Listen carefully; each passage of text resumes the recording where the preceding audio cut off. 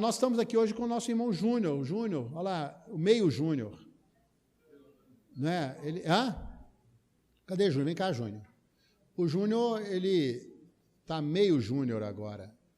Eu acho que esse Júnior estava dentro daquele outro Júnior. Né, Júnior? Graças a Deus, né, Júnior? Você foi para o spa e, curiosamente, o spa chamava da baleia, né? Era só para o seu pai ficar lá mesmo, né? Então, assim, o Júnior, ele está aqui, graças a Deus, né, irmãos? O Júnior, ele teve, assim, no Vale da Sombra da Morte. Você andou lá, né? Andou lá. Pisou lá um pouco, né? E o Júnior vai contar aqui para nós um pouco do que Deus fez na vida dele esses dias. Amém? Vem cá, Júnior. Fala. Paz. Primeiramente, eu queria agradecer à Igreja Batista Casa do Oleiro, as pessoas que foram me visitar, as pessoas que oraram por mim nesse lugar. Eu recebia recados de quem não ia, mensagens de quem não poderia ir, e assim eu me senti acolhido. Eu me senti como se todo mundo estivesse comigo naquele lugar, como se vocês estivessem comigo naquela guerra, onde é que eu estava pisando. Isso foi muito bom. Isso cumpriu uma determinação onde é que Paulo fala, somos uma só unidade, uma só fé, um só corpo. E isso me ajudou bastante. Recebi recado, pessoas foram me visitar, isso foi muito bom para mim. Eu aprendi muitas coisas naquele lugar com Deus, muitas. Quanto tempo você vai? 53 dias. E eu aprendi 3 coisas bem básicas. Primeiro, Deus não coloca enfermidade em ninguém. Deus não trata ninguém com doença, trata ninguém com problemas. Deus não é sarcástico, mas Ele permite que a circunstância da vida te pare, para que Ele possa falar com você, para que Ele possa te mostrar algumas coisas. E me parou 53 dias. E falou bastante comigo. E, assim, como eu posso dizer?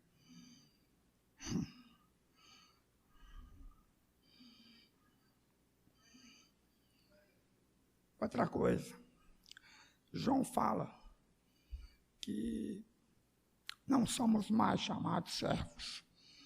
O amor de Deus é tanto por nós que nos deu, que nos chamamos de filho e chamamos de pai. Porque o servo não sabe o que o seu senhor faz, mas o filho sabe o que o pai faz. Deixa eu dizer uma coisa, quando a gente tiver algum problema de enfermidade, passar por algum problema financeiro, eu vou para a igreja, eu vou fazer campanha de 7 dias, eu vou para o culto de oração, eu vou orar mais forte. Faça isso. Não é isso que Deus quer. Deus quer que você pare, você sente, você converse com Ele como filho, Ele como pai. Tem que entender por que você está passando por isso. Pergunte para Deus por quê, o que Ele quer que você aprenda, o que Ele quer que você tire disso. Foi Satanás. Eu vi uma frase de um pastor americano, e eu não me lembro o nome dele. Se fosse Satanás, eu expulsava. Mas caráter tem que ser tratado. E só é tratado quando Jesus entra.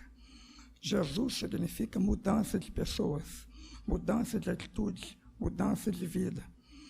Se tudo fosse Satanás, era muito fácil de resolver. A Bíblia me dá autoridade para me expulsar. Eu resolvia qualquer problema. Mas não. Existe uma palavra chamada processo. Isso leva um tempo. Mas Jesus entra. Segunda coisa que eu aprendi naquele lugar.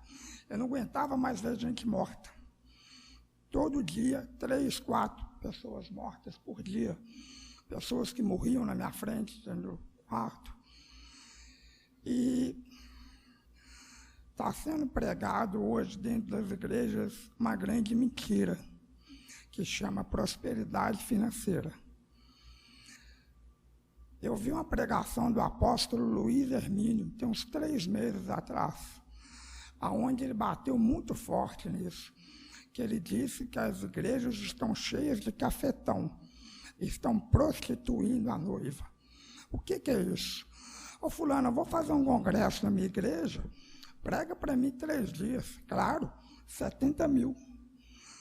Ah, fulano, eu não tenho 70 mil para te dar, então não posso ir. Deixa eu ver se eu entendi. Você só pode pregar, falar do amor de Cristo, curar um enfermo, libertar um cativo, se você tiver 70 mil reais. Se você não tiver, você não pode. Isso é prostituição. Você está prostituindo a noiva. Eu tive a pancreatite hemorrágica com necrose.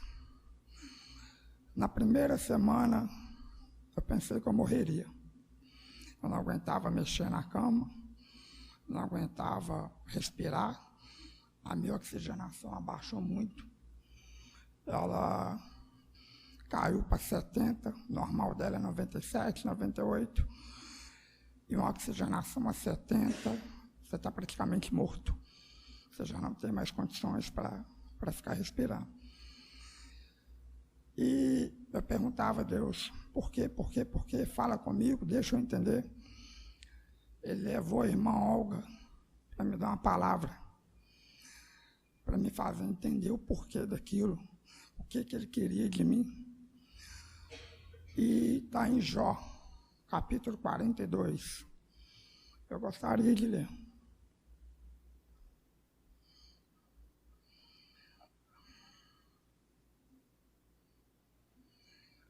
Eu reconheço que para ti nada é impossível. Tu me perguntastes como me atrevi a impor em dúvida a tua sabedoria, visto que sou tão ignorante e que falei de coisas que eu não compreendia, coisas que eram maravilhosas demais para mim e que eu não podia entender. Tu me mandaste escutar o que estavas dizendo a responder as tuas perguntas. Antes eu conhecia só de ouvir falar, mas agora eu te vejo com meus próprios olhos. Eu vi a face de Deus naquele lugar. O tratamento é feito dentro da UTI, desde o dia que entra até o dia que sai. Em momento algum eu passei perto de ir para a UTI. Em momento algum eu tive alguma complicação mais séria, além dos problemas que eu estava tendo. Em momento algum, meu estado de saúde piorou.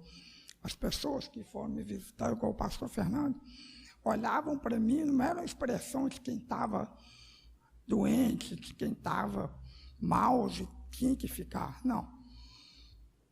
Os meus olhos estavam vendo Deus. O meu testemunho de quando eu nasci, eu não podia contar, porque eu não vivi aquilo, eu não presenciei aquilo. Foi um milagre, foi. Mas agora os meus olhos viram quem é Jesus. Os meus olhos viram quem estava naquele lugar. E é isso que eu queria deixar hoje. Peça a Deus para se revelar. Pede Jesus para se revelar. Deus a faz. Moisés fez isso. Ora, eu já vi a sarça arder. Agora eu quero ver a tua face. Deus que mostra. Deus revela. E muito obrigado por esse lugar. Muito obrigado por estar orando pela minha vida. Eu continuo orando por cada um de vocês, por esse lugar. E peço que Deus e Jesus guarde o coração e a vida de cada um nesse lugar. E seguimos juntos, um só corpo, uma só unidade, uma só fé, até a consumação dos séculos. Amém. Amém.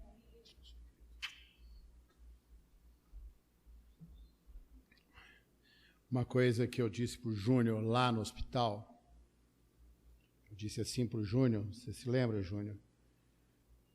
Você não pode passar por tudo isso que você está passando e a sua vida não mudar. A gente tem que crescer com cada uma das situações que o Senhor permite em nossa vida. Crescer. Não dá para ser mais a mesma pessoa. Não dá para continuar fazendo as mesmas coisas, vivendo a mesma vida. Eu creio que cada provação, ela é seguida da aprovação, e a aprovação é seguida da sua promoção. Não é verdade? Sempre que você é aprovado, você é promovido a uma nova posição, não é? E agora você tem que viver de acordo com essa sua nova posição. Isso é crescimento espiritual. A Bíblia fala que Jesus aprendeu todas as coisas por aquilo que ele sofreu. Aprendeu a obediência por aquilo que ele sofreu. Amém, Júnior? Amém? Graças a Deus pela sua vida, graças a Deus pela sua cura, e eu creio nisso. Amém, varão de guerra?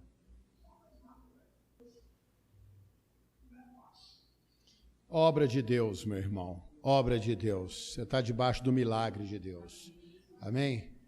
Eu acho assim, depois que eu fui curado de câncer, sabe assim, eu tenho uma sensação na minha vida, eu acho que a minha esposa também tem, que a Andréia, ela é mais sobrevivente do que eu, né? A Andréia, ela já 2 vezes, ela já esteve à beira da morte, né? A minha esposa. A primeira com uma infecção generalizada e que ela esteve internada ali no Hospital São Lucas por quantos dias, bem?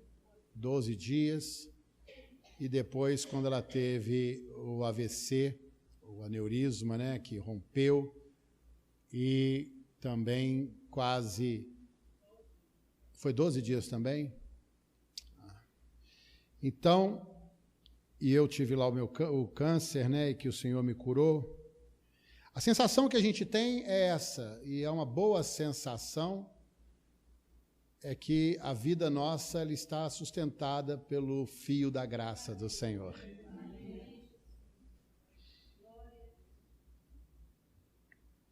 O fio da graça. O fio da graça.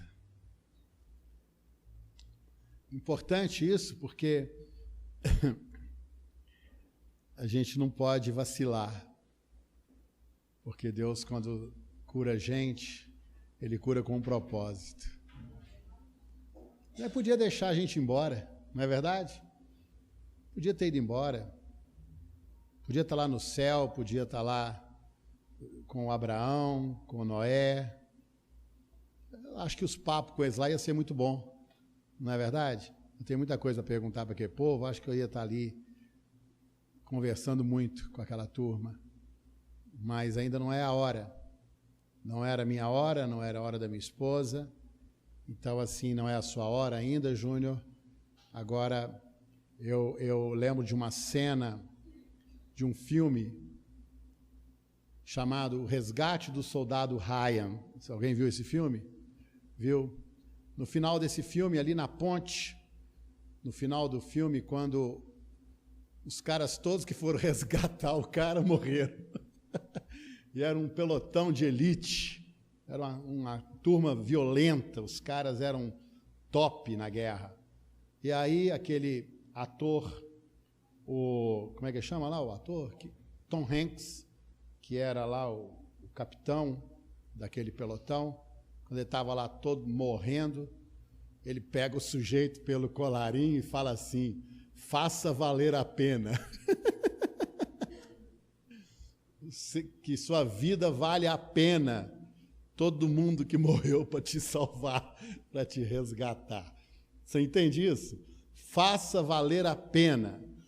E o começo do filme é ele indo no túmulo desse capitão, levando a família dele, não é?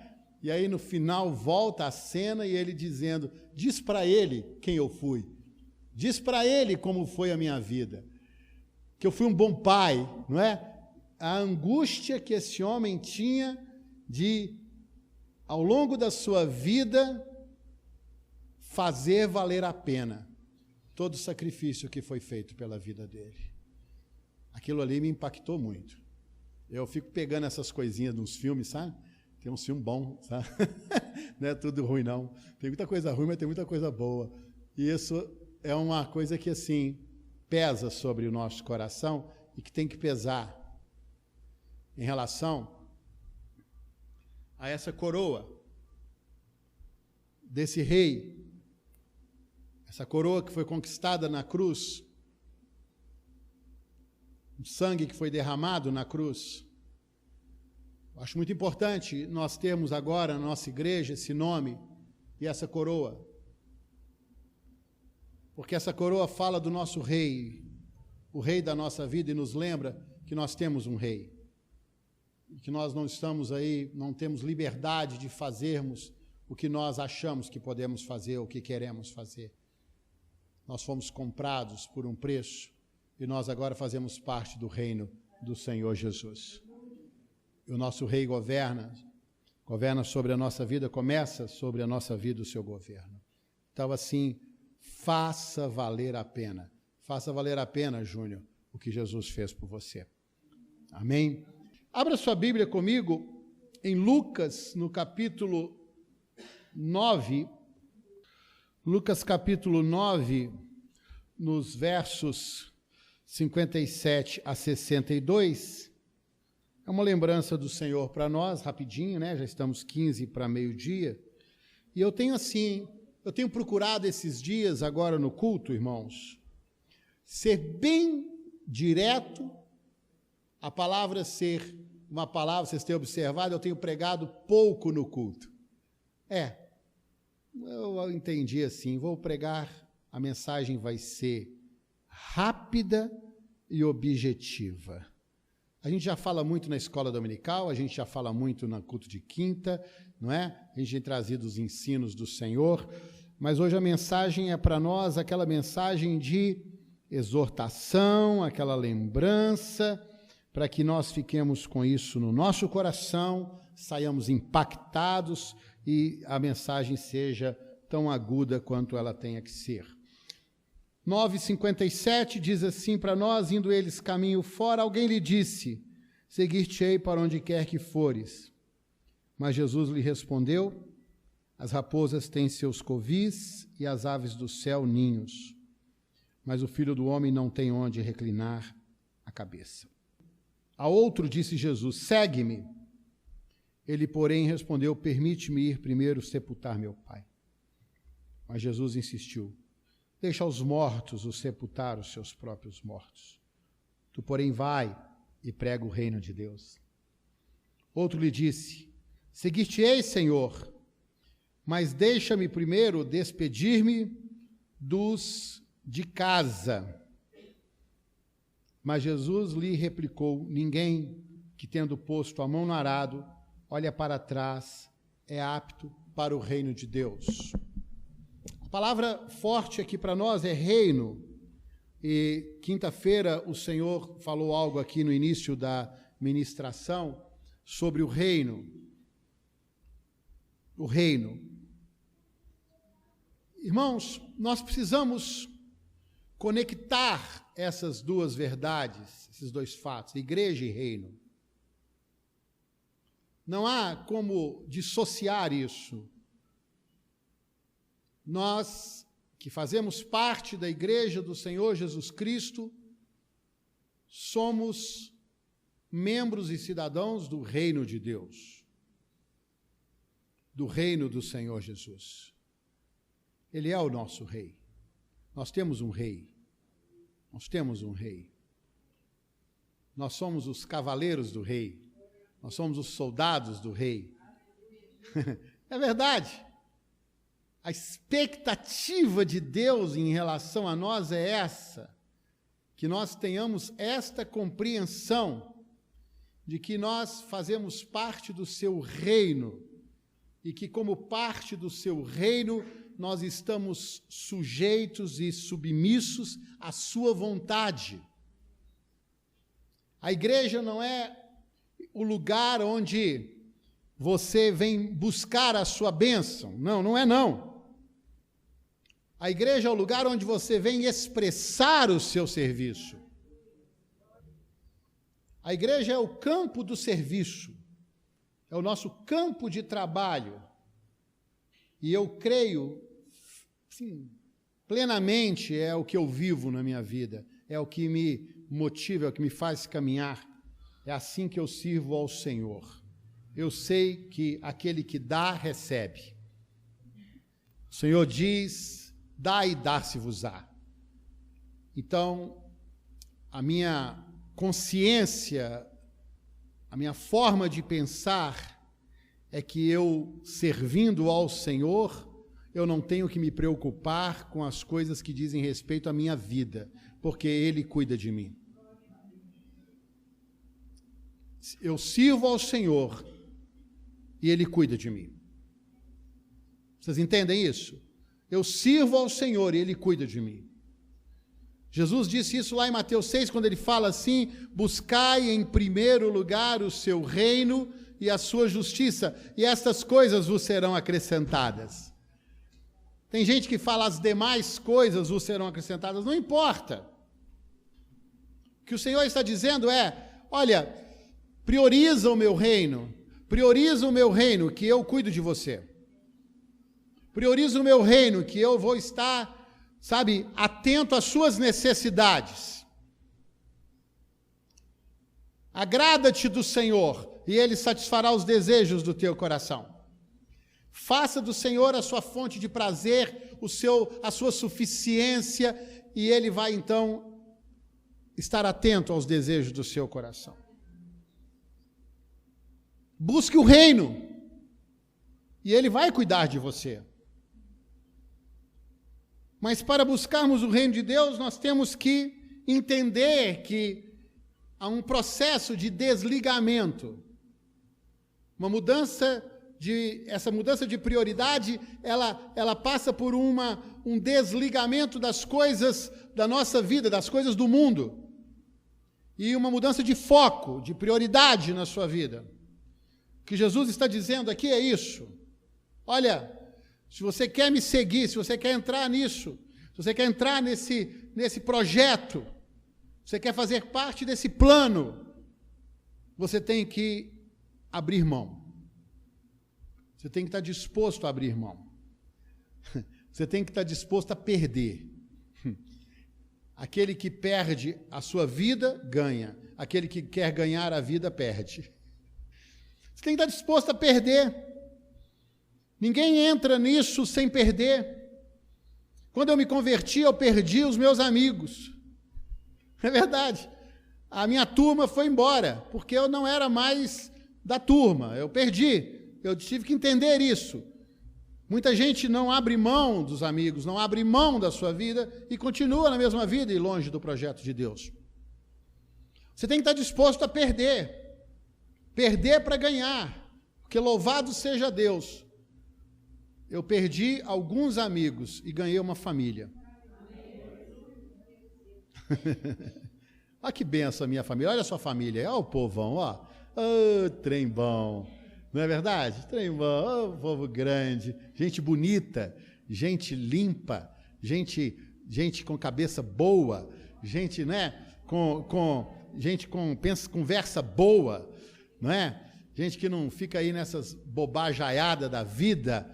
Oh, mas coisa boa, a gente tem nossos encontros, né? E a conversa entra assim, e a minha mulher fica olhando para mim e vambora, sabe? Porque eu não tenho tempo para isso, não. Quando eu estou com o povo de Deus, eu quero ficar o tempo inteiro mesmo. E assim é o nosso sentimento, é o nosso prazer, é ficar junto. Então eu perdi alguns amigos e ganhei uma família. Eu já falei com vocês uma coisa linda que aconteceu e que falou assim, o Senhor falou assim, essa é a sua família.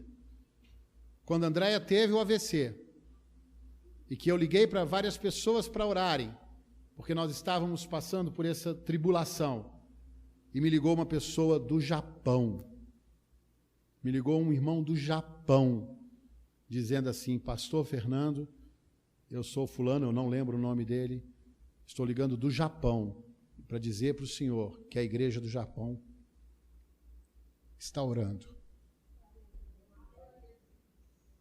Então, acabou. Eu tenho que ir lá no Japão, né? Tem que ir lá no Japão para conhecer esses irmãos. Então, você tem uma família, um povo que é algo muito maravilhoso, e esse amparo, isso tudo, isso é o nosso ganho, é a nossa vitória, é a bênção do Senhor para nós. Então, assim, você não perde. Quando eu pregava o evangelho na rua, assim, algumas pessoas chegavam para mim e falavam assim, mas para ser crente eu tenho que deixar de dançar? Eu tenho que deixar a cerveja? Eu tenho que deixar de fazer isso? Eu tenho que deixar de fazer aquilo? Aí eu brincava e falava assim, eu quero propor para você uma troca. Então eu vou trocar com você, vamos colocar na mesa aqui os termos disso aí. Então você vai abrir mão da sua cerveja e você vai ser embriagado pelo Espírito Santo de Deus. Você vai abrir mão das suas festas, dos seus bailes, para participar dos cultos e dançar na presença do Senhor. As suas amizades, o Senhor quer trocar por uma família de pessoas realmente interessadas em você. E qualquer prazer que você tenha nessa vida, eu quero te dizer que a paz do Senhor excede todo o entendimento. Você quer trocar? Se quer colocar na mesa os termos, as coisas que você vai ter que abrir mão e o que você vai ganhar, eu vou dizer para você que uma vez eu fui tão embriagado do Senhor, eu fui tão embriagado e o êxtase e a alegria e a presença do Senhor foi tão imensa na minha vida que a única coisa que eu disse para o Senhor foi: Senhor, nada que eu tive nessa minha vida se compara ao prazer da tua presença. Por isso que tem aquela música que diz que 1 minuto só na tua presença vale mais do que 1000 anos. Vale mais do que tudo a presença do Senhor. E eu não troco isso por nada. Então, compromisso com Deus, ele exige renúncia. Se alguém vem a mim e não aborrece seu pai, a mãe, a mulher e filhos, irmãos e irmãs e ainda sua própria vida, não pode ser meu discípulo. E qualquer que não tomar a sua cruz e vier após mim, não pode ser meu discípulo. Não pode, não pode, não dá, não vai conseguir. Você não vai conseguir. É mais ou menos igual o Capitão Nascimento lá na Tropa de Elite. Você não vai conseguir. Você não vai, você vai cair fora. Você vai pular fora. Você vai perder. Você vai sair. Você vai sair. Você vai sair se você não estiver disposto a suportar o que vier. Toda confrontação, toda angústia, qualquer coisa, qualquer desafio, qualquer afronta, perder amigos, perder, às vezes, familiares, se você não estiver disposto a isso, você vai perder. Você não vai conseguir. Você não vai andar, porque o diabo vai te pegar lá na frente. O diabo vai cercar você. O diabo vai aprontar para você. O diabo vai usar as pessoas contra você. O diabo vai te magoar com as pessoas. Elas vão dizer, elas vão colocar diante de você essas coisas. Ou eu ou Jesus. Termos tremendos, terríveis. Através de dissimulações, de chantagens emocionais, através de choro compulsivo, que dá dó,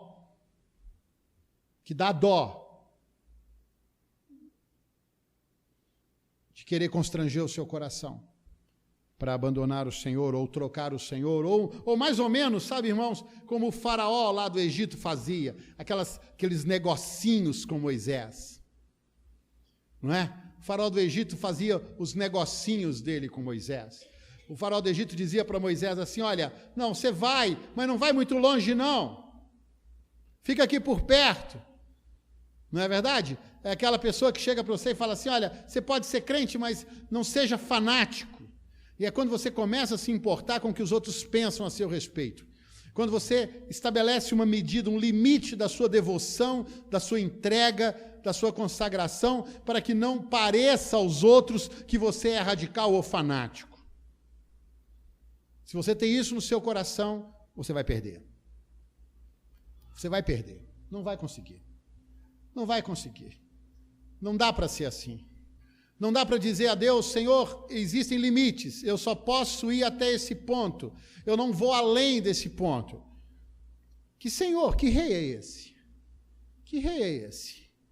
Que tem que aceitar os seus termos, que tem que aceitar as suas condições, que tem que aceitar os limites que você propõe a Ele nessa negociação entre eu entregar a minha vida ao Senhor, sabe, o Senhor ser meu rei, eu vou te dar só uma parte, eu vou te deixar atuar só em uma área, e nessas outras o Senhor não entra, nessas outras o Senhor não mexe. Não vai, não dá, não existe esse negócio. Não existe negociação. O diabo foi negociar com ele não aceitou o negócio do diabo, não. O primeiro a negociar com ele foi Satanás, quando viu que ia perder. Satanás, depois que viu que ele ficou 40 dias e 40 noites e que ele estava saindo daquela consagração, assim, cheio do Espírito Santo. Eu falei assim, eu tenho que negociar. Eu vou botar uns termos aqui para ele que ele vai ceder. Olha, você não precisa morrer na cruz. Foi mais ou menos isso que o diabo disse. Você não precisa morrer na cruz. Eu te dou todos os reinos da terra que me foram dados, se só você se prostrar e me adorar. Você recebe tudo. Você não precisa sofrer nada. Você não precisa dar continuidade a esse plano, não. Vamos facilitar a coisa. Não.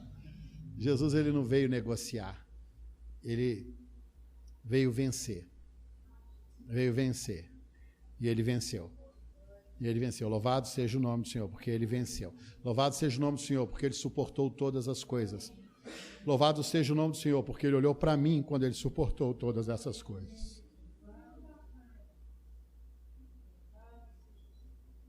Que ele olhou para nós aqui reunidos e louvando o seu nome, adorando o seu nome.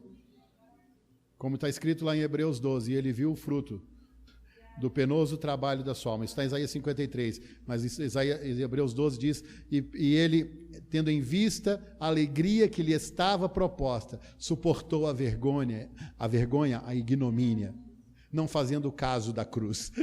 Ele não fez caso da cruz.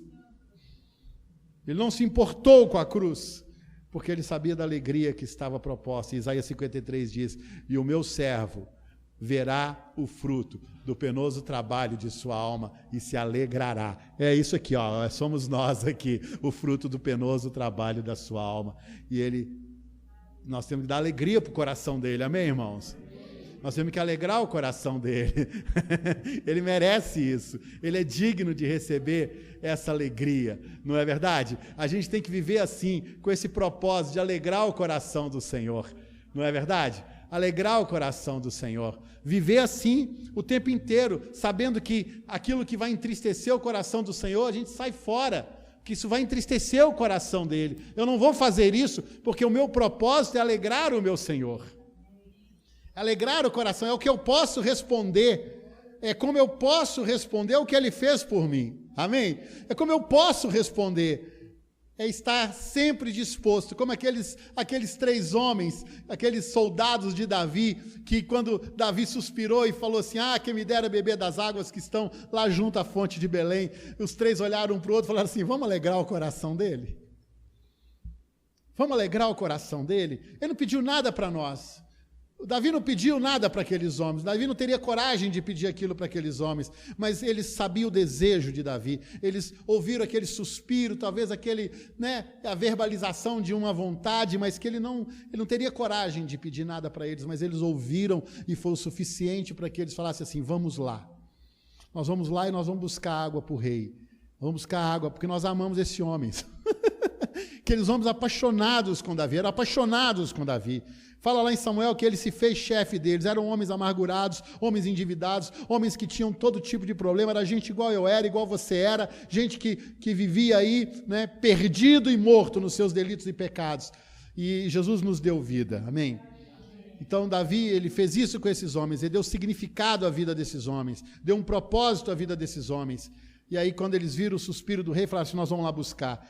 3 homens enfrentaram uma guarnição dos filisteus e trouxeram água para Davi. Davi, quando viu aquele presente, olha que coisa linda, Davi viu o presente, ele bebeu a água? De jeito nenhum. Agora era ele, era a hora dele, porque era o desejo dele beber aquela água. Aquilo ali era uma grande vontade que ele estava tendo. Agora ele sacrifica em função daqueles homens. Ele derrama a água. Ele responde, olha que coisa linda, melhor para aqueles homens, porque o que Davi fez foi falar assim, olha, vocês me emocionaram, vocês alegraram o meu coração.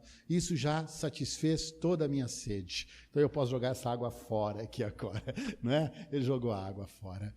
Alegrar o coração do Senhor, alegrar o coração de Deus. E não importam as circunstâncias, não importam as pressões, não importa o que a gente tenha que perder, porque nós já ganhamos tudo. Louvado seja o nome do Senhor.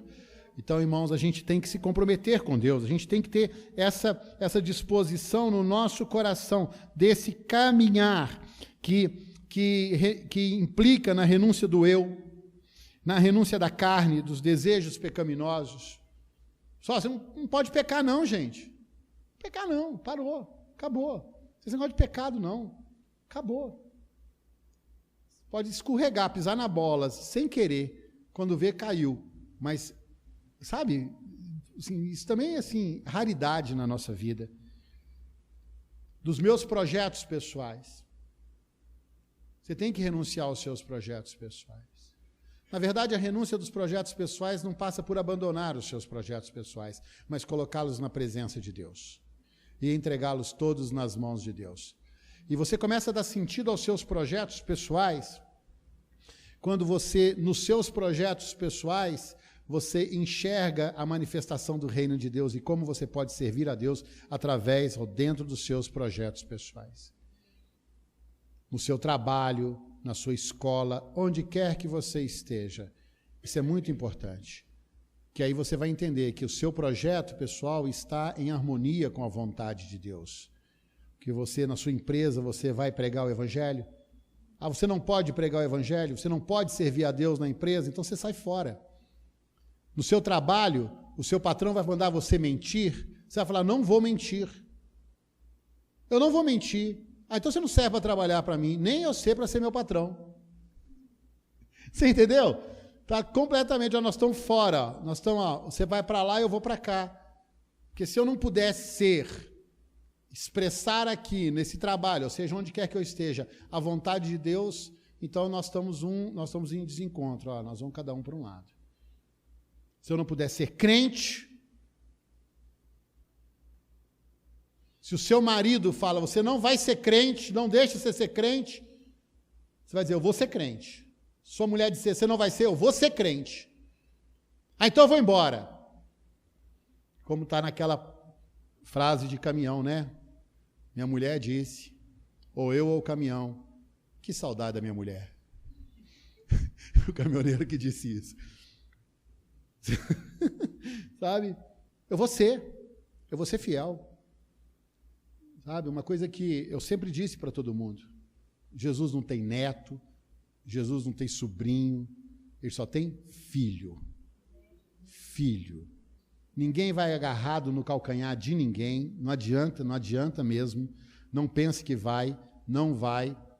Ninguém não tem ganchinho no calcanhar para na hora da subida sair assim, enfileiradinho, uns agarradinhos no outro assim, um puxando os outros, não é verdade? Porque tem gente que acha assim, não, eu vou viver na fé do outro. Eu vou viver na carona da fé do outro. Não existe carona em fé do outro. Cada um tem a sua fé e cada um prestará contas de si mesmo diante de Deus. Cada um vai prestar conta de si mesmo. E lá na hora não vai ter desculpa de chegar para o Senhor, Senhor, não deu para eu ser, porque isso, por aquilo. Não vai dar. Então, se você não tiver à sua disposição, você não vai conseguir. Eu quero falar só de mais algumas coisas. O compromisso com Deus exige perseverança. Você tem que vencer o cansaço. Eu estou cansado demais. Gente, olha, o culto de terça-feira está uma bênção e você não está vindo. E você não está vindo no culto de terça-feira. A sua igreja está reunida na terça-feira. E você está onde? Cadê você? Está em casa assistindo televisão? Me dê um bom motivo para você não estar aqui no culto de terça-feira. Eu preciso de um bom motivo, porque a sua igreja está aqui reunida, orando, está aqui na presença do Senhor, buscando o Senhor. Eu estou muito cansado, eu chego do trabalho cansado. Dorme depois do culto. Chega em casa e dorme. Vai rápido para a cama. Bate na cama ali, 10 horas, tá bom demais. Dorme de 10 a 5, dormiu 7 horas. Vou falar com você, eu com 7 horas de sono, eu estou top para o outro dia. Estou acelerado, sabe? Acho que eu estou até abrindo boca, porque melhor eu durmo 6. Então não dá para ter cansaço não, porque você no carnaval você não cansava, né, Jô? Carnaval, a Jô lá na terra dela, meu Deus do céu. Eu lembro que quando eu ia dançar carnaval, começava no sábado, eu ia até na quarta-feira sem dormir e tomar banho.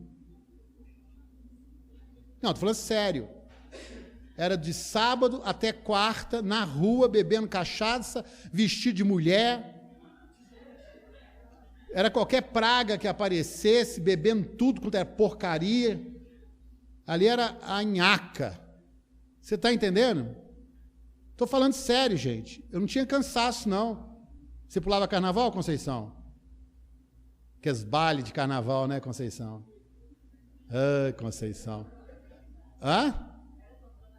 Você era fotógrafa do carnaval? Não é? Mas você dançava também. Eu vejo você vestida de colombina. Viu, Conceição? Mas a gente não cansava. Eu não tenho direito de me cansar com as coisas do Senhor, porque eu não me cansava com as coisas do mundo, então eu não tenho direito de cansar com as coisas do Senhor, não. Eu não aceito isso na minha vida, não.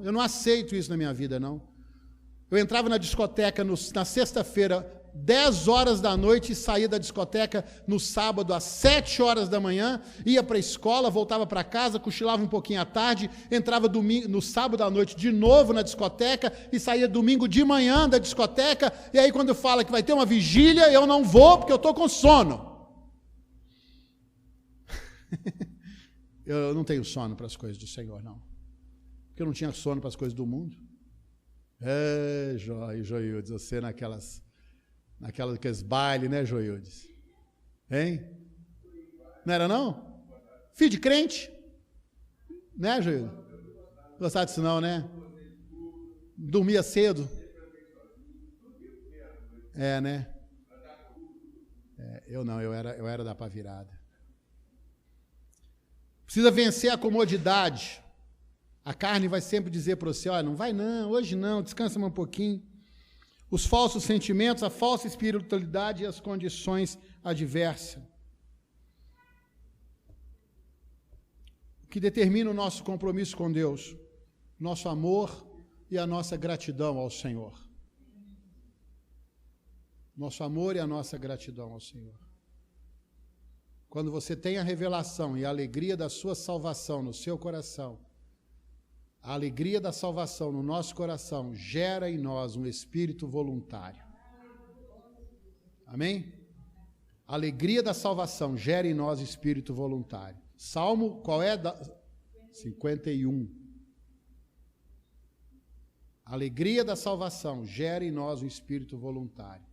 A alegria da salvação faz com que, através desse espírito voluntário, você pregue o evangelho a outros e os pecadores se convertam ao Senhor, porque vão ver em você a alegria da salvação.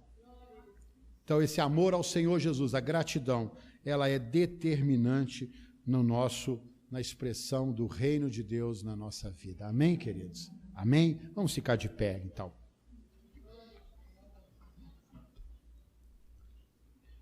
Eu quero que você ore com o seu irmão ao seu lado agora e abençoe seu irmão. Quero que você ore com ele. Procure um irmão agora e ore com ele. Abençoa ele agora nessa hora. Ora para que Deus seja na vida dele este rei, este Senhor. Oh, Senhor, vai realizando assim na vida de cada um, Pai. Realiza na vida de cada um, Senhor, realiza essa mudança, essa consciência, esta compreensão, Senhor, em nome de Jesus.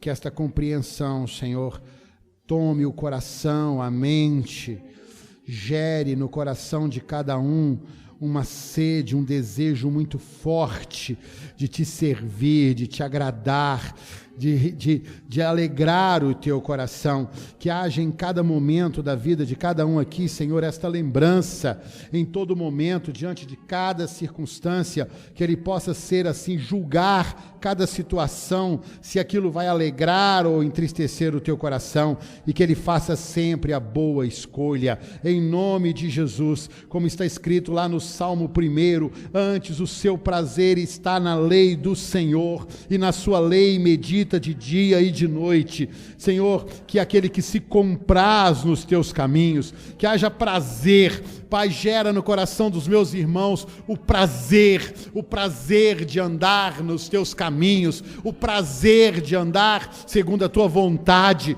que andar segundo a tua vontade seja esse motivo de alegria e prazer, que haja, Senhor, esse orgulho pessoal de se ver, Senhor, essa alegria de se ver homem de Deus, mulher de Deus, e que não abra mão nunca de ser o homem de Deus e a mulher de Deus, em nome de Jesus, Senhor. Faz isso, Senhor. Muito obrigado, Pai. Obrigado, Pai. Obrigado, Pai. Aleluia. Venha o teu reino e seja feita a tua vontade. Na minha vida, na minha casa, onde quer que eu esteja, que seja feita a tua vontade, como ela é feita no céu. Pai, leva-nos agora para as nossas casas, debaixo da tua poderosa mão, nos dando uma semana na tua presença, Senhor, e que o Senhor esteja assim, agindo através das nossas vidas, nos usando para a tua glória, Senhor, em nome de Jesus, e que a graça do nosso Senhor Jesus Cristo, o amor de Deus, o poder e as doces consolações do Espírito sejam sobre todos agora e sempre. Abracem-se uns aos outros, abraça ali o Charles, a Paula que vieram nos visitar, tem o Dari aqui com a gente, amem-se em nome de Jesus, amém.